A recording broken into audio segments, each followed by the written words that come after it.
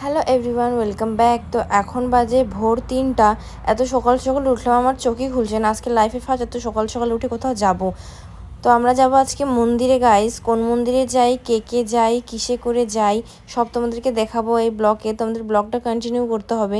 তো আমি এখন যাব স্নান করতে, তার আগে একটু চিউনি করে নিচ্ছি, কারণ রাতে আমি চুল শ্যাম্পু করছিলাম, তখন চিউনি করে নিই, এখন চিউনি করছি।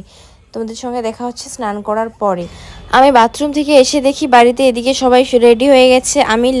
আমিও ড্রেস চেঞ্জ করে নিলাম।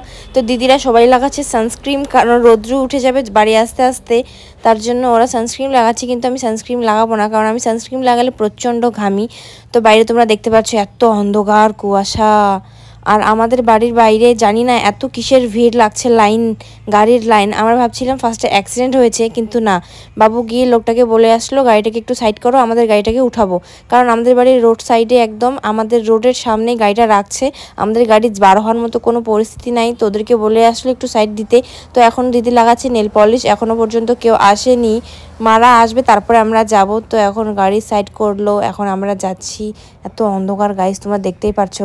আর এই ফিলিংসটা জাস্ট ওয়াও, ঠান্ডা ঠান্ডা হাওয়া লাগছে। তোমাদেরকে একটা আজকে মন্দির দেখাবো, যেখানে আমি ছোট ছিলাম আমার নাকি এখানে অন্নপ্রাশন করছিল, মুখে ভাত দিয়েছিল।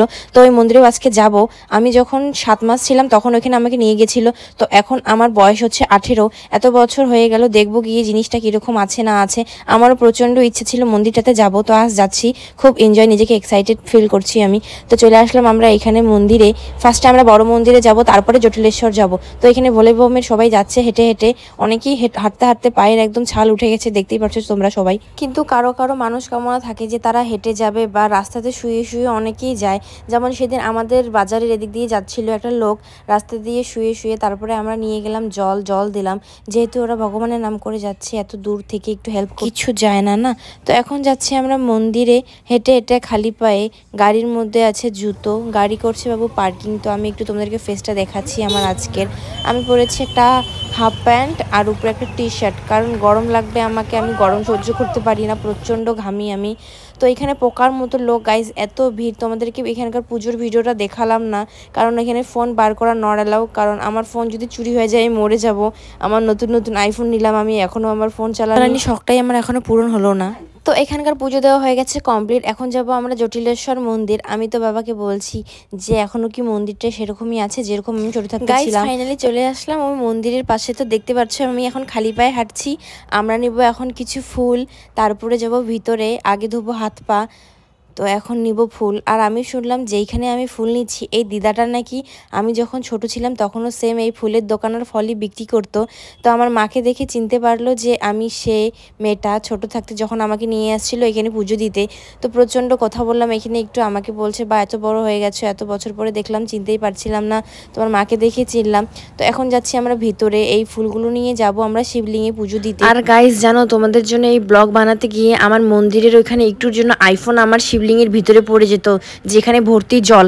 আমি যখন নমস্কার দেওয়ার জন্য মাথাটা নিচে নামিয়েছিলাম তখনই আমার পার্স থেকে ফোন পড়ে একদম শিবলিঙ্গের একটু কাছে গিয়ে পড়ছে। আমি ভাবছিলাম এক টিকিটে আমার মোবাইলটা যেত। দেখো আমি তোমাদের জন্য এত কষ্ট করে ব্লগ ভিডিও বানাই, আমার ফোনও আজকে একটুর জন্য পড়ে যেত। আর তোমরা আমাকে একটু লাইক কমেন্ট করতে তোমাদের কি চাই বলো, প্লিজ করে দাও না।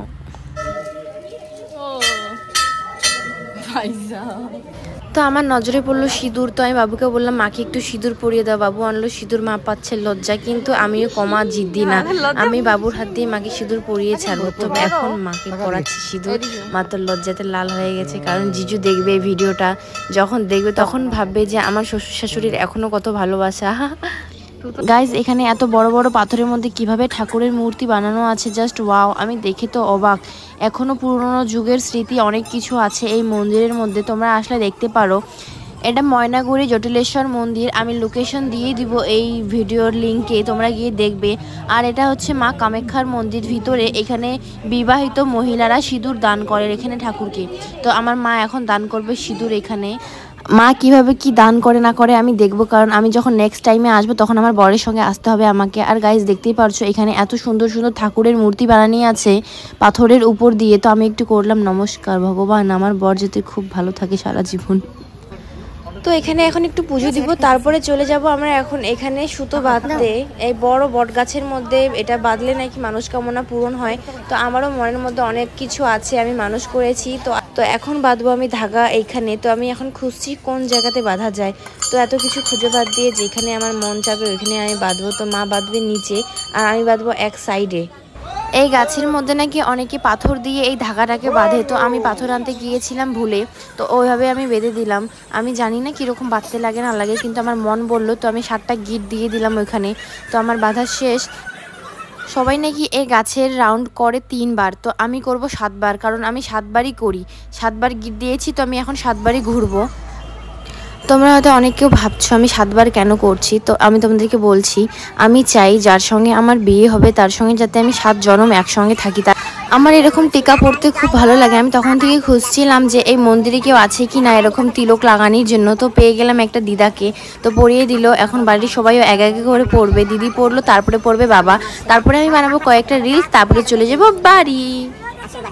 গাইস এখন বাজে 6টা। আমরা ভাবছিলাম হয়তো আমাদের পুজো দিতে দিতে 12টা 1টা বেজে যাবে, কিন্তু আমরা এত সকাল সকাল উঠছিলাম, আমাদের পুজো কমপ্লিট হয়ে গেল এত সকাল সকাল। টাইম দেখে মনেই হচ্ছে না। তো পুজো আমাদের কমপ্লিট। এখন যাব একটু দোকানে সবুজ চুড়ি কিনতে, কারণ এটা শ্রাবণ মাস। শ্রাবণ মাসে নাকি মেয়ে বা বউদেরকে সবুজ চুড়ি পরতে হয়। তো মা দিদি নিচ্ছে সবুজ চুড়ি, তারপরে নিব আমি। আমার হাতের সাইজ একটু সবসময় কমই পাওয়া যায়, জানি না কেন। তো চুড়ি নিয়ে নিলাম। এখন যাব গাড়িতে, প্রচন্ড গরম লাগছে। গেল না ছোটি বাচ্চি ওকে क्या बोला ছোটি বাচ্চি ওকে নেচে এখন মেয়ে আমার ফুল ফ্যামিলি নিয়ে বাড়ি চলে যাব। সো গাইস আমার কয়েকটা রিলস বানা কমপ্লিট। আর তোমরা যদি আমার এই রিলসটা দেখতে চাও, তোমরা ইনস্টা বা এফবিতে গিয়ে দেখতে পারো দ্রিজা কার্জি সার্চ করে। তো এখন যাচ্ছি আমরা বাড়ি। তোমাদের আমার ব্লগটা কীরকম লাগলো আর জায়গাটা জানতে হলে আমাকে কমেন্ট করে বলবে। তোমাদের সঙ্গে দেখা হচ্ছে নেক্সট ব্লগ ভিডিওতে। Guys bye bye, love you.